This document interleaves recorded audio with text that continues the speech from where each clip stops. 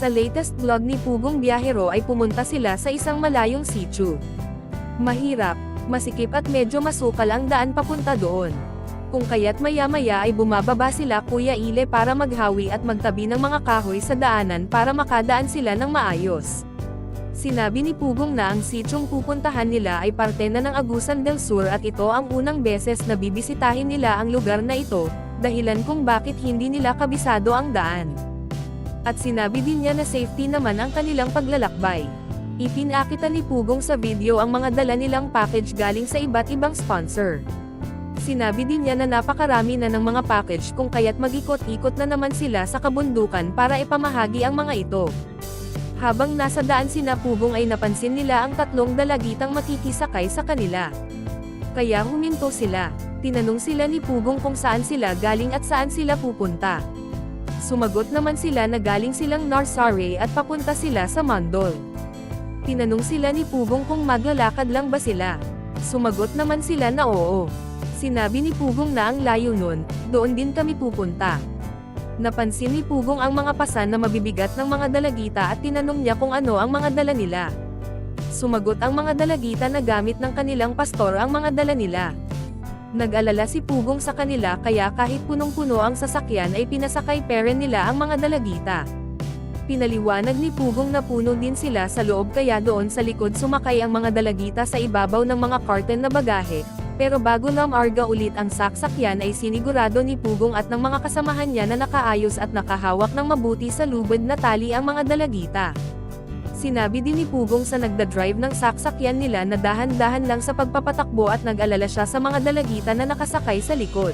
Habang nasa biyahe ay napansin na ni Pugong ang mga bahay, kahit nasa malayo pa sila at nililungon din niya ang mga dalagita sa likod ng sasakyan.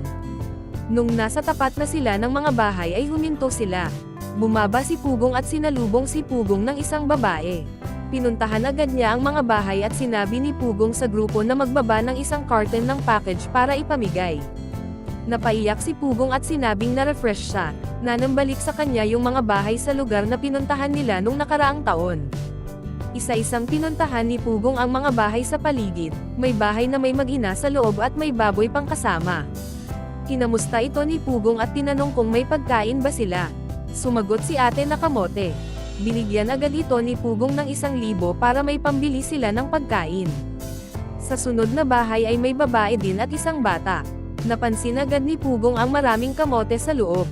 Tinanong ni Pugong si Ate kung ilang taon na ito. Sumagot si Ate na 9-10 at 2 na ang anak niya. Binigyan yan din siya ni Pugong ng 1,000. May nasalubong din si Pugong na lalaki, binigyan din niya ito ng 1,000. Sa sumunod na bahay ay babae din at bata ang nandoon. Tinanong ito ni Pugong kung nasaan ang asawa niya. Sumagot ang babae na nagsasaka ang asawa niya. Tinanong din ni Pugong kung buntis ba ito. Sumagot ang babae na oo, 8 buwan na. Sinabi naman ni Pugong na malapit ka na palang manganak at binigyan din niya ito ng 1,000. Nababa na nga ang package at sinabi ni Pugong na magtawag ng isa sa bawat bahay.